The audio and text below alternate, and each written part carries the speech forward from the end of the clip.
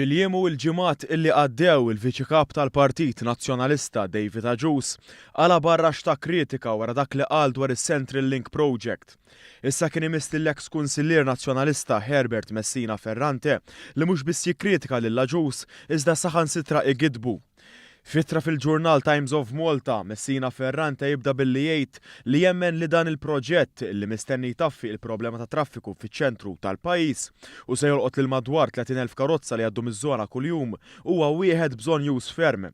Messina Ferrante li ilu attiv fil-Partit Nazzjonalista għal snin twal jgħid li kien sorpriż meta sar jaf li fil-Parlament David Agius qal pubblikament li Messina Ferrante huwa kontra il-proġett u jgħidlu ċaru tont illi qiegħed jikdeb. Jiena ġa kellimtom u meta rejthom l-affarijiet kif huma differenti milli qed jgħid il-Ministru fehmu. Mhux saħod nitkellem fuq Herbert Messina Ferrante għax mhux lok li nitkellem fuq il-persuna partikolari f'dawn iċ-ċirkostanzi anka li jinfla fihom l-istess persuna, imma kellimtu wkoll lill-kollega ħabib tiegħi Herbert Messina Ferrante, kellimtu wkoll l-eks-deputat Xarla Bonnici u saħdek rasek li mhux qed jaqblu miegħek.